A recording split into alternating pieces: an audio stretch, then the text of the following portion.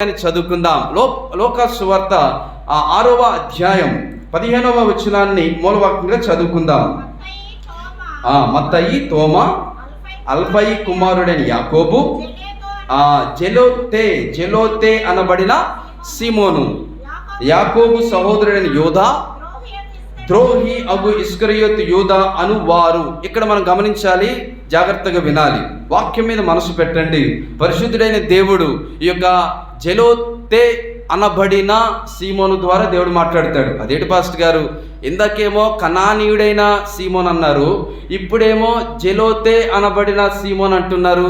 మీరేమైనా మర్చిపోయారా? ఇంత పెద్ద సంఘం, ఈ సంఘంలో మీరు పేర్లు అటు ఇటు మారిస్తే అవమానం మాకు అని మీరు చాలామంది అనుకుంటారు. కానీ నేను కరెక్ట్గానే చెప్పాను. మత్తయి సువార్త 10వ అధ్యాయం 2 నుండి 4 వచనాల్లో అక్కడ శిష్యుల జాబితా కనిపిస్తుంది. మత్తయి సువార్తలో మత్తయి యేసుప్రభువు వారి శిష్యుల గురించి రాసేటప్పుడు ఈ యొక్క జెలోతే అనబడిన సీమోను గురించి రాసేటప్పుడు అక్కడ తన యొక్క ఊరు పేరుతో రాస్తాడు. కనానీయుడైన సీమోను అనే మాట మనకు కనిపిస్తుంది. ఈ ఇద్దరు కూడా ఒకటే. ఇక్కడ లోక అన్యుడు కాబట్టి అతని యొక్క వృత్తిని రాస్తున్నాడు. లోక ఈ యొక్క సీమోను యొక్క పనిని రాస్తున్నాడు. సొసైటీలో ఇతని యొక్క గుర్తింపు ఏంటో రాస్తున్నాడు. మత్తయి ఏమో తన ఊరిని బట్టి రాస్తున్నాడు. యేసు ప్రభు వారి గురించి చెప్పేటప్పుడు అతనిని ఏమని పిలిచేవారు? నజరైడైన యేసు అని పిలిచేవారు. ఎందుకు నజరైడైన యేసు అని పిలిచేవారు? యేసు ప్రభు వారు పెరిగింది నజరేతులో, 30 ఏండ్లు ఆయన పెరిగాడు కాబట్టి నజరేతు అనేది ఆయన యొక్క ఊరు పేరు అయిపోయింది. పుట్టిందేమో బెత్లెహేము, పరిచర్యేమో కపెర్నహూము, ఆ తరువాత యెరూషలేములో శ్రమలు, ఆ యొక్క గొలగొతా అనబడిన కల్వరి గిరిలో మరణం. కాబట్టి ఈ రోజున సీమోను కనానీయుడు అయినటువంటి సీమోనుగా చెప్తున్నాడు మత్తయి. అలాగనే లోక అన్యుడైనటువంటి లోక, వైద్యుడైనటువంటి లోక, ఇతడు తన యొక్క వృత్తిని బట్టి జెలోతే అనబడినటువంటి సీమోను గురించి రాస్తూ ఉన్నాడు. ఈ రెండింటి పేర్లు కూడా ఒకే వ్యక్తి గురించి చెప్పబడింది. ఈ ఇద్దరు గురించినటువంటి ఈ యొక్క ఇద్దరు పదాలు వేరుగా ఉన్నా కూడా ఒక వ్యక్తి గురించి రాస్తూ ఉన్నారు.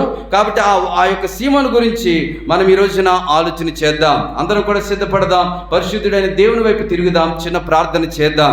ప్రేమ కలిగిన మా తండ్రి, పరిశుద్ధుడైన మా దేవా, మీ పరిశుద్ధ ఉన్నతమైన శక్తి కలిగిన నామానికి స్తుతులు స్తోత్రాలు. ఇగో కనానీయుడు జెలోతే అనబడినటువంటి సీమోను గురించి నాయన ఈ రోజున మేము ఆలోచన చేస్తూ ఉన్నాం.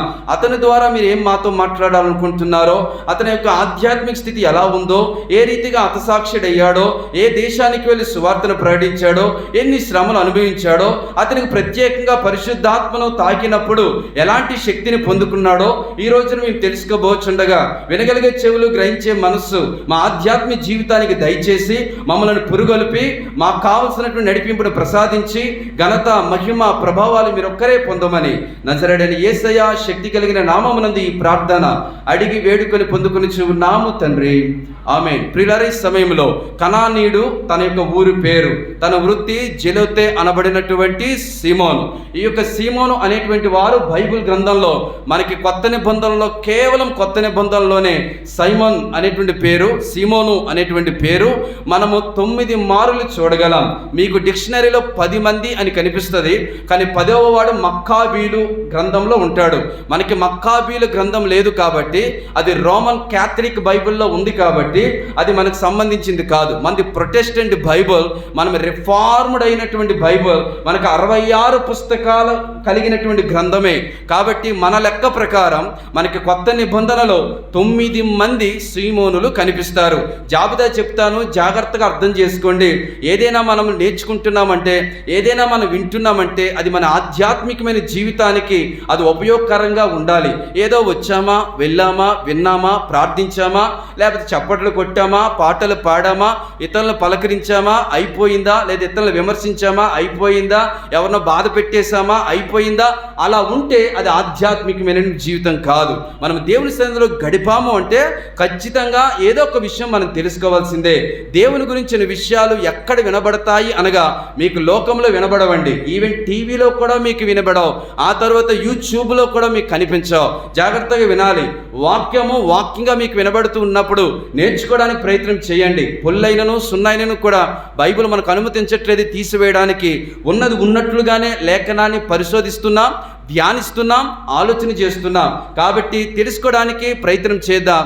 దేవుని గురించిన విషయాలు ఇంకా మనం తెలుసుకొని మనం దేవుని సేవ చేయడానికి కూడా మనం సిద్ధపడదాం. చూద్దాం, సీమోన్ అనేటువంటి వారు కేవలం కొత్త నిబంధనలోనే 9 మంది మనకు కనిపిస్తూ ఉన్నారు.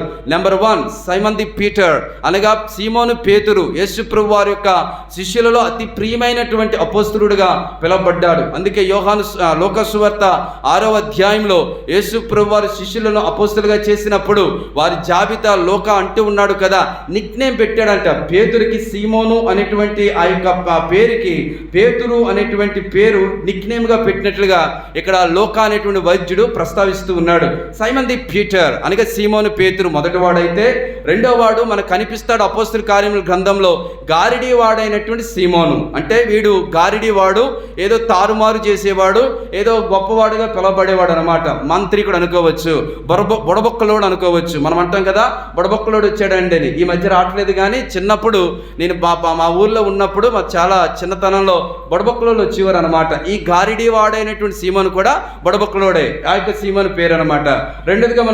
మూడోదిగా చూస్తే ఇస్కరియోతు యోధా అనబడినటువంటి వాని యొక్క తండ్రి పేరు. ఇస్కరియోతు యోధా తండ్రి పేరు సీమోనే. అది మనం యోహాను సువార్త 6వ అధ్యాయం 71వ వచనంలో కనిపిస్తుంది. 4వ వాడిని మనం చూద్దాం. అపోస్తలులైనటువంటి వారిలో కనానీయుడైనటువంటి సీమోన్ను మనం చూడొచ్చు.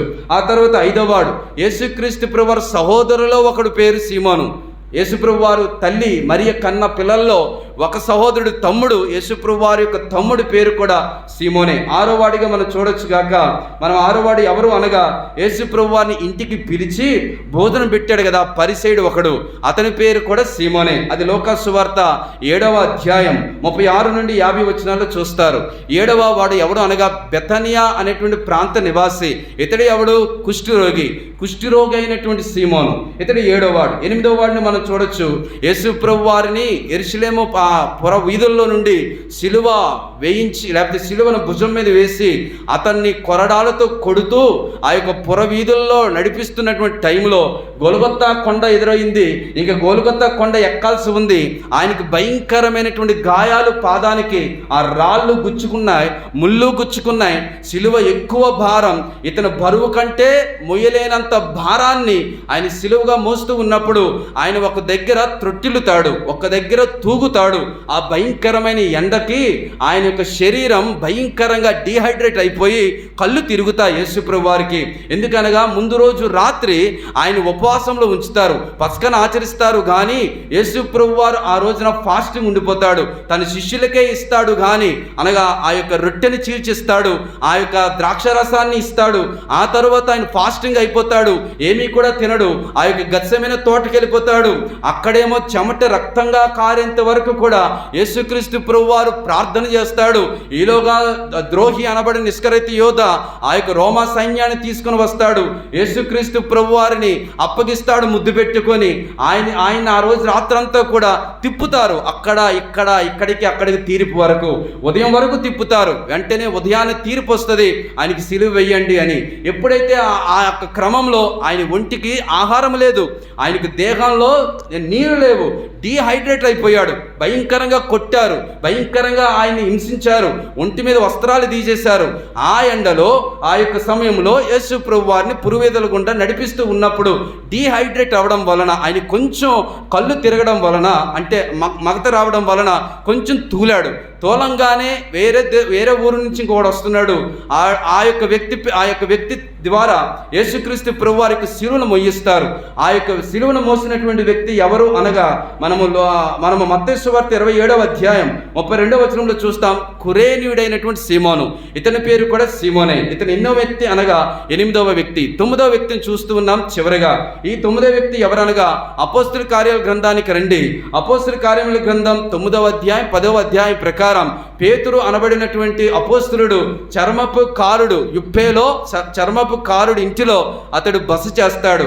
ఆ బస చేసినటువంటి ఇల్లు సీమోనుది. చర్మపు కారుడు అయినటువంటి సీమోన్ అని పేరు వెరీ క్లియర్గా అపోస్తల కార్యముల గ్రంథం 9వ అధ్యాయం 43వ వచనం ప్రకారం, 10వ అధ్యాయం అపొస్తలుల కార్యముల గ్రంథం 5వ వచనం ప్రకారం మనం చూడగలం. ఇలాగున మనము పరిశుద్ధ గ్రంథంలో కొత్త నిబంధనలో ఈ యొక్క సీమోను అనేటువంటి పేరు కలిగిన వారిని మనము 9 మనం చూడగలం.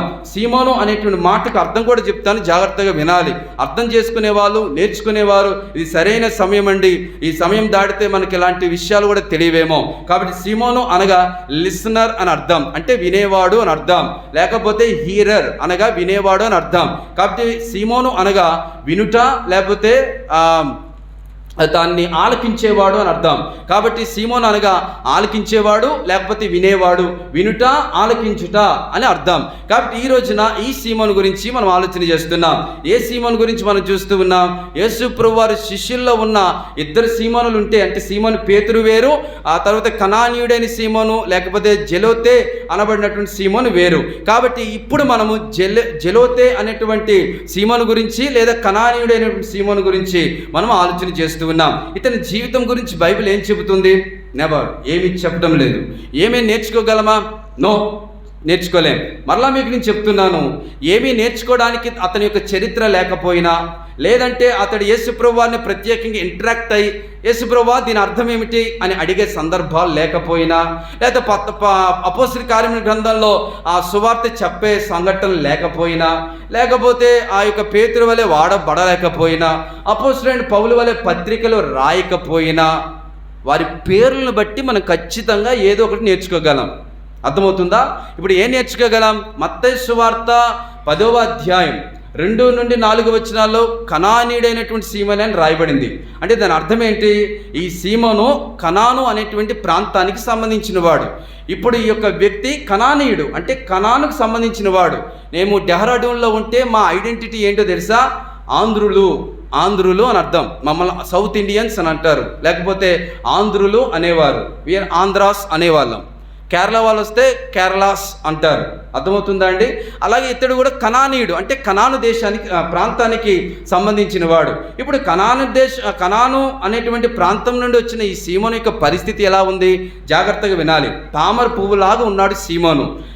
ఎందుకు చెప్తున్నాను తామర పువ్వుతో పోల్చాను అనగా, బురదలో తామర పువ్వు ఉంటుంది, చుట్టూ కూడా కంపు ఉంటుంది, చుట్టూ కూడా మురుకుంటుంది, భయంకరమైనటువంటి దుర్వాసన ఉంటుంది. కానీ ఆ తామర పువ్వు ఆకు ఆ నీటి మీద తేలినా కూడా ఆ నీటి బొట్టును కూడా అది పీల్చుకోదు. అది ఏం చేస్తుంది? వదులుతుంది.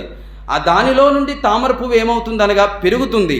దుర్వాసన కలుగుతున్నటువంటి నీటిలో, బురదలో ఉన్న ఆ తామర పువ్వుకి దుర్వాసన అంటదు, కానీ మంచి సువాసన కలిగి ఉంటుంది ఆ యొక్క తామర పువ్వు. అలాగనే సీమోను కూడా కనాను ప్రాంతానికి సంబంధించిన వాడు. ఇంతకీ కనాను దేశం ఎలాంటిది? కనాను ప్రాంతం ఎలాంటిది? జాగ్రత్తగా వినాలి. మీకు ఎవరికైనా జ్ఞాపకం ఉంటే, దేవాది దేవుడు ఇజ్రాయేలీలకు కనాను దేశాన్ని ఇస్తాను అంటాడు వాగ్దాన దేశంగా. ఓకే, పాలు తేనెలు ప్రవహించు దేశంగా మీకు కనాను దేశాన్ని ఇస్తానని వాగ్దానం చేస్తాడు. నేను ఒక ఆదివారం వాక్యం చెప్పాను, కనాను దేశంలో 7 జాతుల వారితో నిండిపోయింది. అది ఆ ప్రాంతము 7 జాతుల వారితో నిండిపోయింది. ఒక్కొక్క జాతి ఒక్కొక్క దానికి సూచన అని చెప్పాను. ఇప్పుడు దాన్ని రిపీట్ చేస్తే నాకు టైం ఉండదు, కాబట్టి కనాను దేశం గురించి మాత్రం చెప్తా. కనానీయుల గురించి మీకు చెప్తా. ఇంతకీ కనానీయులు ఎక్కడి నుండి వచ్చారంటే, ఆదికాండం 10వ అధ్యాయం నోవాహు అనేటువంటి వాడు కనిపిస్తాడు. నోవాహు సంతతిలో అనగా నోవాహు యొక్క మనవడి పేరు కనాను. సో కనాను అనేటువంటి వాని ద్వారా వచ్చిన సంతానమే కనానీయులు. అది మనం ఆదికాండం 10వ అధ్యాయంలో ఆ యొక్క చరిత్రను మనం చూస్తాం. నోవాకు 3 కుమారులు, ఒక్కొక్క ఎంతమందిని కన్నాడు, వారి జాబితాలు ఏంటి, వారు ఎక్కడ స్థిరపడ్డారు, అంతా కూడా ఆదికాండం 10వ అధ్యాయంలో కనిపిస్తుంది. జాగ్రత్తగా వినాలి. అలాగున కనానీయుల వంశం పుట్టింది. కానీ జనరేషన్ మారుతున్న కొలది వాళ్ళు ఏమైపోయారో తెలుసా అండి? బహు విగ్రహారాధికులు అయిపోయారు. వారు ఇంకా ఏమైపోయారు? ఈ యొక్క కనానీయులు అనగా అబద్ధికులైపోయారు. ఇంకా ఏమైపోయారు? వారి యొక్క పరిస్థితి ఎలా మారిపోయింది? దొంగలుగా మారిపోయారు. తర్వాత పిల్లలను విగ్రహాలకు బలులు అర్పించేవారిగా మారిపోయారు. చంటి బిడ్డలను బలి అర్పణ ఇచ్చేవారిగా మారిపోయారు కనానీయులు. ఇలాంటి మురికి జీవితం కలిగి ఉంది కనాను దేశం. కనానీయుల పరిస్థితి అది. వారు దొంగలు, ఘోరమైన విగ్రహారాధికులు, వారి పిల్లలు బలులు అర్పించేవారు, అబద్ధాలు చెప్పేవారు, నైతిక విలువలు లేని వారు. ఈ మాట మీరు అర్థం చేసుకోవాలి. నైతిక విలువ లేని వారు. ఇది నేను చెప్పడానికి కూడా నాకు ఇష్టం లేదు. అంటే ఇంత భయంకరమైన వారా అనే మాట. నైతిక లేదు, అమ్మ అని లేదు, అర్థం చేసుకోండి, చెల్లి అని లేదు, అక్క అని లేదు, అన్న అని లేదు, తమ్ముడు అని లేదు, తమ్ముడు భార్య అని లేదు. అర్థమవుతుంది ఈ మాటతో? నైతిక విలువలు లేని వారండి కనానీయులు. అటువంటి ప్రాంతంలో పెరుగుతున్న ఒక మొక్క సీమోను. సీమోను ఒక యూదుడు. అలాంటి చుట్టూ ప్రపంచము మురుగుతో ఉంది, చుట్టూ లోకము భయంకరమైనటువంటి పరిస్థితి కంపు కొడుతుంది. అలాంటి బురదలో, అలాంటి లోకంలో పెరిగిన వాడు సీమోను. ఈ రోజున సీమోను జీవితం నుండి మనం ఏం నేర్చుకోవాలి అనగా, ఇంకా మనం లోకంలో ఉన్నాము కాబట్టి మనం చుట్టూ ఉన్న ప్రపంచము మురికి.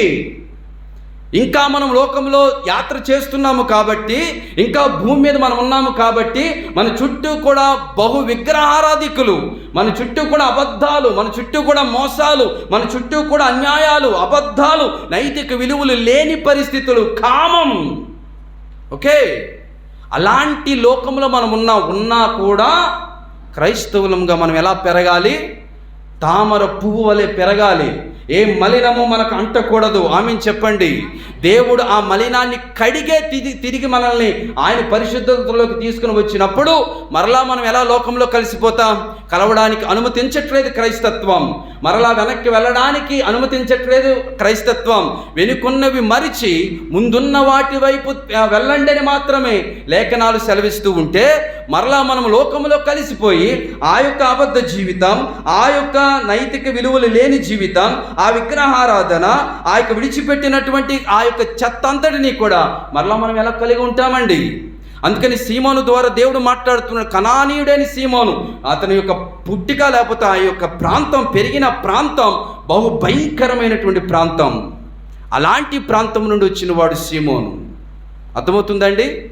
యేసు ప్రభు గురించి చెప్పినప్పుడు నజరేయుడైన యేసు అని చెప్పారు. అప్పుడు ఏమంటాడు నతనయేలు? గుర్తుందా? బత్తులమయ అనబడిన నతనయేలు ఏమన్నాడు? నజరేతులో నుండి మంచిది ఏదైనా రాగలదా? అర్థమవుతుందా అండి? అంటే ఆ నజరేత్ అనేది ఎలా ఉంది? అప్పటికీ మంచే లేని నగరం, అంతా కూడా అన్యాయం కదా. అలాంటి ప్రాంతంలో నుండి ప్రవక్త వస్తున్నాడా? అలాంటి ప్రాంతం నుండి మెస్సయ్య వస్తున్నాడా అని నతానియేలు ఉన్నది ఉన్నట్టుగా పలుకుతాడు. అందుకనే ఈ యొక్క కనానీయుడైన సీమోను వచ్చాడు. కనానీయులు ఎలాంటి వారు? అరే, గొప్ప భయంకరమైనటువంటి విగ్రహారాధికులు. వారి విగ్రహాలకి గర్భ ఫలమైన కూడా చూడరు. పసి పిల్లలను ఏం చేస్తారు? బలి అర్పిస్తారు, రక్తం చిందిస్తారు. అలాంటి ఘోరమైనటువంటి ప్రాంతం అది. దానితో రక్తంతో నిండిపోయిన ప్రాంతం అది, బలితో నిండిపోయిన ప్రాంతం అది, నరహంతకులతో నిండిపోయిన ప్రాంతం అది. అలాంటి ప్రాంతానికి నుండి సీమోను వచ్చాడా? ఎస్, అంటించుకొని జీవితం యూదుడుగా వచ్చాడు. వాస్తవానికి కనాను దేశాన్నే పాలిస్తీనా దేశం అంటారు. ఫిలిస్తీన్లు ఆ పేరును మార్చారు. కనాను దేశాన్నే పాలిస్తీనా అని పిలుస్తున్నారు ఫిలిస్తీన్ల వలన. ఫిలిస్తీన్లు దాని పేరు మార్చారు. ఇప్పుడు మనం పాలిస్తీనా దేశం అంటున్నామా? అదే కనాను దేశం. అర్థమవుతుందా? ఇప్పుడు ఏమవుతుంది? పాలస్తీనాలో రక్తం కారట్లేదా? గాజా వారికి ఇజ్రాయేలీల మధ్య జరగడం లేదా యుద్ధాలు? అర్థమవుతుందా? భయంకరమైన పరిస్థితులు. అలాంటి ప్రాంతం నుండి వచ్చిన వాడు సీమోను. ఈరోజు మనకి ఈ సీమోను ద్వారా దేవుడు మనకు చూపిస్తున్న గొప్ప ఆధ్యాత్మికమైన సత్యం ఏమిటనగా, మనం ఇంకా లోకము చుట్టూ మన చుట్టూ లోకం ఉంది. మనం ఎలా ఎదగాలి అనగా, ఏ కల్మషము లేకుండా, ఏ బురద అంటకుండా, ఏ యొక్క పాపము అంటకుండా మనము పరిశుద్ధంగా జీవించడానికి మన ప్రయత్నం చేయాలి. మనల్ని ఆ రకంగా దేవుడు సిద్ధపరుస్తున్నాడు. ఇంకా మనం ఆలోచన చేద్దాం. రెండోదిగా ఇతనిని ఏమని పిలిచారు అనగా, రెండవ పాఠం, రెండోదిగా ఏమని పిలిచాడు? లూకా 6వ అధ్యాయం 15వ వచనంలో ఏమంటున్నాడు? జలోతే అనబడిన సీమోను. ఇప్పుడు జలోతే ఇతడు. జలోతే అంటే ఏమిటండి? జలోతే అనేది ఒక జాతి. ఎక్కడి నుండి వచ్చింది? జాగ్రత్త వినాలి. యూదుల నుండి వచ్చింది ఒక జాతి. ఎందుకు వీళ్ళు జలేతు అని అంటారు? లేకపోతే జలోతీలు అని ఎందుకు అంటారు? జలోతీలు అనగా ఏంటో తెలుసా అండి? అప్పటి కాలంలో రోమీలు పాలన క్రింద అణిచివేయబడుతున్న యూదులకు సపోర్టుడుగా నిలిచినటువంటి ఒక ఉగ్రవాద తెగ అనుకోవచ్చు. ఏంటి ఉగ్రవాది తెగ అంటున్నారు? ఎస్, పాలస్తీనా అనబడిన కనాను ప్రాంతంలో రోమీల ప్రభుత్వం జరుగుతున్నప్పుడు వారు భయంకరమైనటువంటి పన్నులు వేసేవారు, యూదులను హింసించేవారు. ఆ యూదులు తమ జాతి కొరకు నిలబడి అన్యాయం జరుగుతుంటే ఎదురు తిరిగేవారు. ఏదైనా తప్పు జరిగితే ఎదురు తిరిగేవారు. వీరు వ్యతిరేకులుగా ఉండేవారు. ఎవరు? ఈ యొక్క జెలోతీయులు. వీరి డ్యూటీ ఏమిటనగా ఒక కత్తి పట్టుకునేవారు. వారి వరలో కత్తి ఉంటుంది. సీమోను పేతురు వరలో కత్తి ఉంది. ఎప్పుడైతే రోమా సైన్యం వచ్చిందో యేసు ప్రభువారిని ముట్టుకోవాలనుకున్నారో ఏం చేశాడు సీమోను పేతురు? వరలో ఉన్న కత్తిని తీసి ఆ చెవిని, మల్కు అనబడినటువంటి ఆ సేవకుని యొక్క సైనికుని యొక్క చెవిని నరుకుతాడు. ఎప్పుడు కూడా వారి వరలో ఒక కత్తి ఉండేది. ఎందుకో తెలుసా? రోమా ప్రభుత్వం మీద తిరుగుబాటు చేయడానికి. వారు ఏం చేసేవారు అనగా, యూదులు కాబట్టి ఈ జలోతు అనేటువంటి మాటకు అర్థం ఏమిటనగా మతాభిమాని అని అర్థం. వారికి యోధా మతం అంటే అపారమైన ప్రేమ. ఇందులో ఇంకొకటి సభ్యుడు అన్నమాట. ఎవరు అనగా ఇష్కరియోతు యోధా కూడా మతాభిమానే. ఇతడు కూడా జలోతుల్లో ఒక సంఘ సభ్యుడు.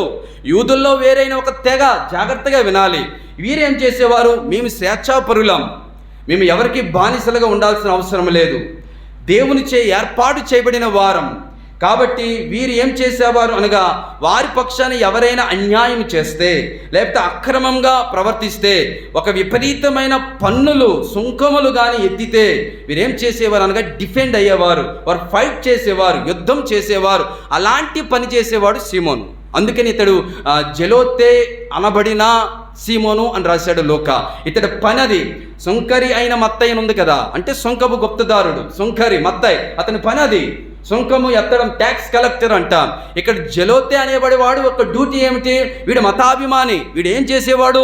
యూదులకు ఏదైనా వ్యతిరేకంగా జరిగితే వెంటనే కత్తి తీసి నరికేవాడు, అంటే ఫైట్ చేసేవాడు.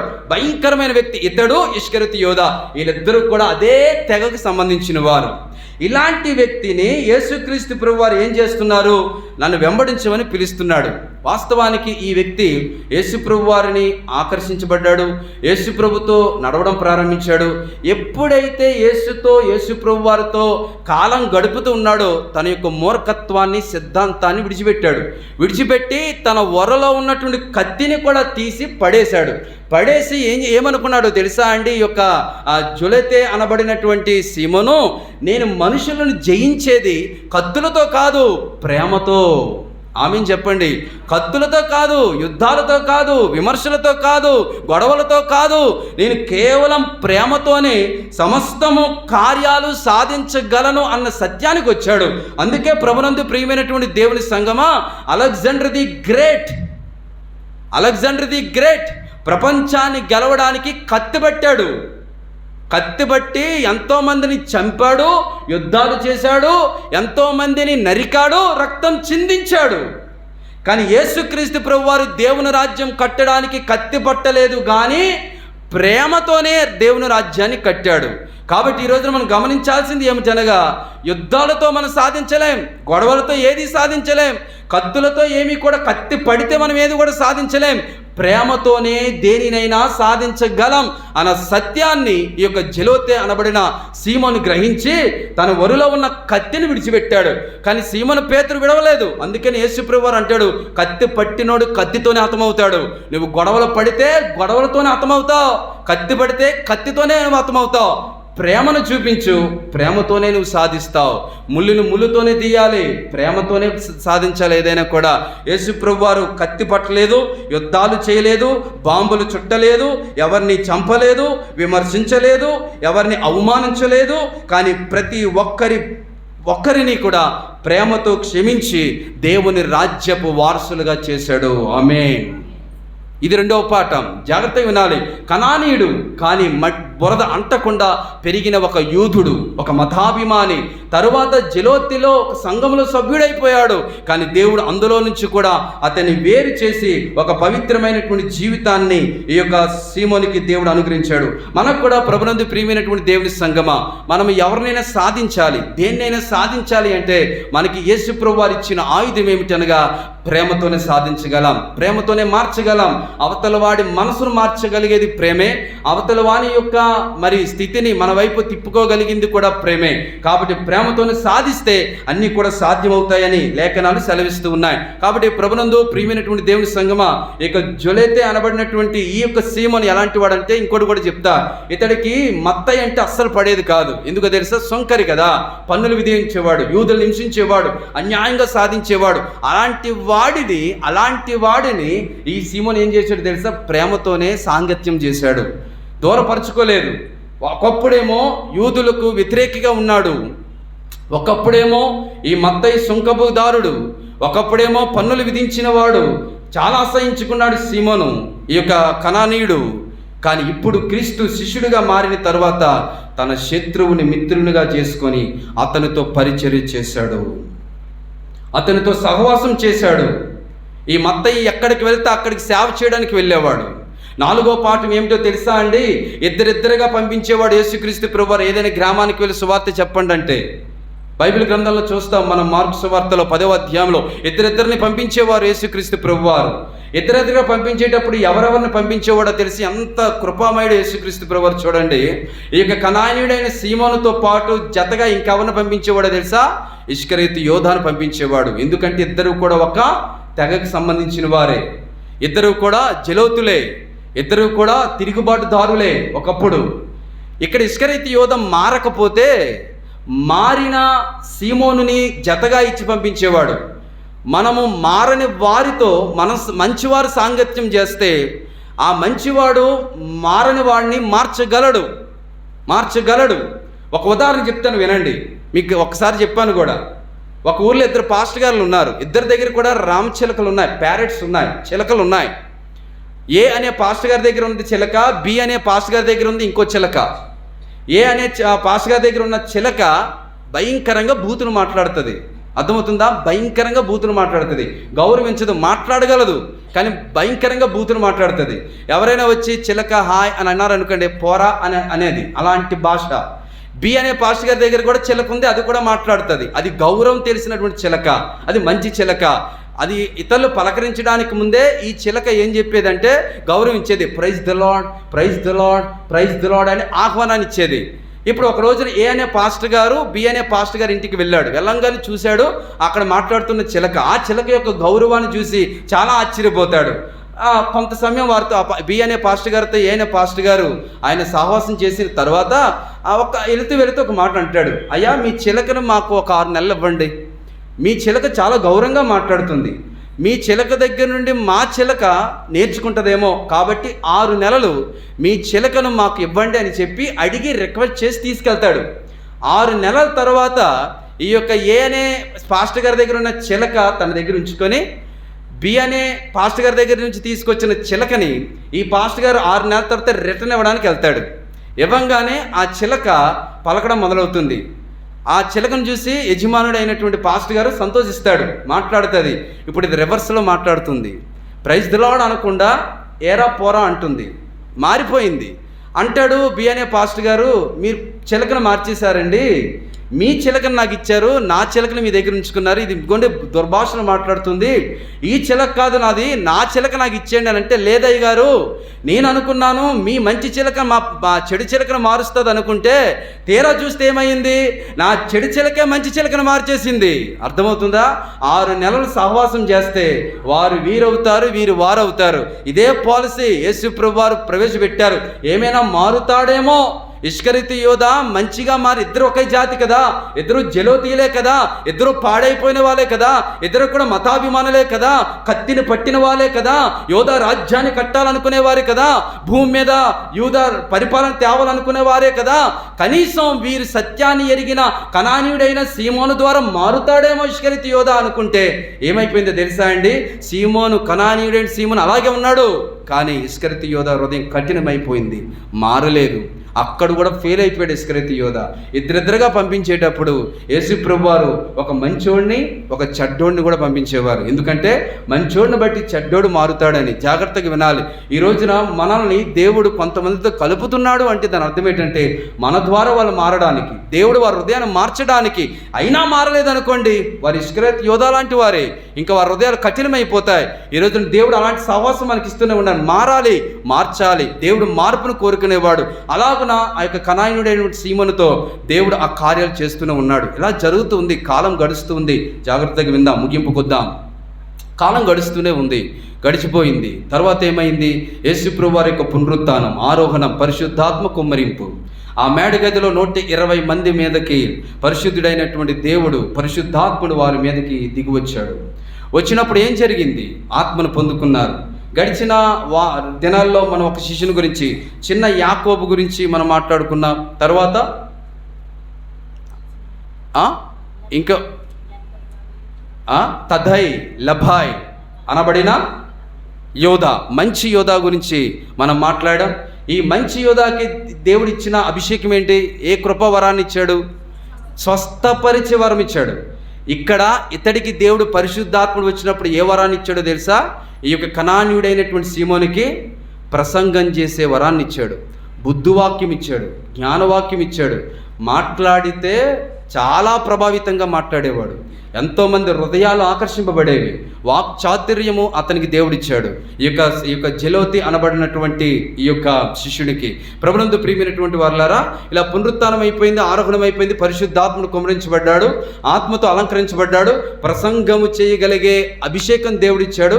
కొరింథీయులకు రాసిన మొదటి పత్రిక 12వ అధ్యాయం ప్రకారం ఈ అభిషేకంతో ఇతడు ఎట్టి వెళ్ళాడు అనగా ఐగుప్తు వెళ్ళాడు సువార్త ప్రకటించడానికి. ఐగుప్తు వెళ్ళడమే కాదు, అక్కడ నుండి అతడు ఉత్తర అమెరికా వెళ్ళాడు. తర్వాత ఇంగ్లాండ్కి వెళ్ళాడు. జాగ్రత్తగా వినాలి. ఉత్తర అమెరికాకు, ఇంగ్లాండ్ దేశానికి సువార్తను తీసుకుని వెళ్ళిన వాడు ఈ యొక్క సీమోను, కనానీయుడైనటువంటి సీమోను. జాగ్రత్తగా వినాలి. ఏ దేశానికి, ఏ ఖండానికి సువార్త ఏ శిష్యుడు తీసుకెళ్లాడో కూడా మీకు క్షుణ్ణంగా చెబుతూనే ఉన్నాను. ఈ రోజున జాగ్రత్తగా వినాలి. క్రీస్తు శకం 61వ సంవత్సరంలో అతడు చేస్తున్న ప్రసంగాలను బట్టి ఆ ఉత్తర అమెరికాలో, ఆ తర్వాత ఇంగ్లాండ్ దేశంలో జరుగుతున్నటువంటి ప్రచారం చాలా భయంకరంగా దేవుడు ఆశీర్వదించాడు. అనేక మంది ఆకర్షితులయ్యారు. యేసు ప్రభువాన్ని సొంత రక్షకునిగా అంగీకరించారు. ఆ తర్వాత ఈ విషయం తెలుసుకున్న రోమన్స్ ఏం చేశారు అనగా ఈ యొక్క శిష్యుడిని పట్టుకొని క్రీస్తు శకం 61వ సంవత్సరము మే నెల 10వ తారీఖు, ఇంక్లూడింగ్ డేట్తో కూడా మీకు చెప్తున్నాను. క్రీస్తు శకం 61వ సంవత్సరం మే నెల 10వ తారీఖున ఇతన్ని బంధించి రోమా సైనికులు అతన్ని బాధ పెట్టి కొట్టి అతని 2 చేతులు కూడా ఏం చేశారు అనగా విరిచేసి సిలువకు ఈ 2 చేతులు లేకుండానే కట్టేసి ఆ బల్లెములతో పొడిచి భయంకరంగా చంపేస్తారు. ఆ రకంగా హతసాక్షుడు అవుతాడు ఈ యొక్క కనానీయుడైన సీమోను. ఎందుకు చెప్తున్నాను మే నెల 10వ తారీఖు అని? ఉత్తర అమెరికాలోను, ఇంగ్లాండ్ దేశంలోను ప్రతి ఏటా ఈ శిష్యుడి జ్ఞాపకార్థమై మే నెల 10వ తారీఖున సెయింట్ సైమన్ అనేటువంటి ఆ యొక్క సీమోన్ అనేటువంటి పేరుతో వారు సెలబ్రేషన్ చేస్తారు. అతన్ని జ్ఞాపకం చేసుకొని ప్రార్థనలు చేస్తారు. తర్వాత దేవుని స్తుతిస్తారు. ఆ దేశానికి వారి ద్వారా సువార్త వచ్చింది అని.